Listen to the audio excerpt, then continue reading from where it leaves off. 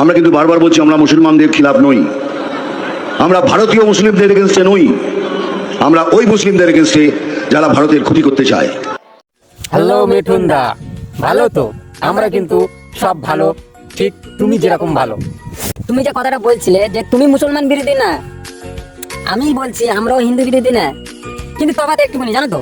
তুমি যে পার্টিটা করো মুসলিম বিরোধী পার্টি, আর আমি যে পার্টি আমি তো করি না, আর কোনো পার্টি আমি রাজনীতিও করতে চাই না। তবে এটুকুনি বলছি, তোমার পার্টিটা হচ্ছে মুসলমান খুনি পার্টি। তোমার পার্টি থেকে কেউ যদি একটা মুসলমানকে খুন করে দেয় তাকে ছাড় আছে। আর আমি তো পার্টি করি না, আমি যদি কারো কোনো হিন্দু টোস্ট করি আমার তো লোকে ধরবে।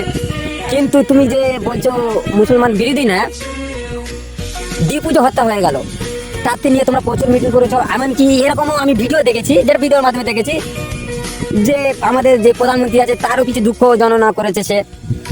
আর সব থেকে বড় কথা হচ্ছে, তোমরা শুভেন্দু অধিকারী, তুমি আরো যে নেতা কানি আছে তোমাদের বিজেপিতে, তারা সবাই মিলে মিছিল করলে।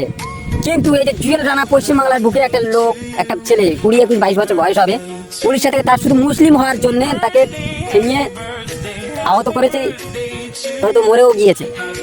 তা তুমি তার জন্য কি করেছো? সে একটু প্রতিবাদ করেছো? ভালো ক্ষমতায় আছো তো, কি ক্ষমতাটা কোথায় কাজে লাগাচ্ছ? মুসলমান মার্ডার করাইতে কাজে লাগাচ্ছ ক্ষমতাটা। শুভেন্দু, তোমাকে বলি, তুমি নাকি মুসলিমরা নাকি তোমাদের সাথে প্রচুর মুসলিম নাকি থাকে, তারা বলছে না এই বিষয়ে? তবে আমি ওই মুসলিমদের বলতে চাই যে তোমাদের সাথে আছে, এখন বলবো না, তবে একটুখানি আমি বলে দিয়ে যাচ্ছি। ঠিক নবাব সিরাজউদ্দিন আর মীর জাফরের যে কাহিনীটা, ঠিক ওই মুসলিম ভাইরা শুনে রাখো, তোমাদের সাথে ঠিক ওই রকমই হবে। নবাব সিরাজউদ্দিন আর মীর জাফরের কাহিনী, এটা আমি একদিন অন্য ভিডিওতে শোনাবো তোমাদেরকে। ঠিক আছে, আল্লাহ হাফেজ।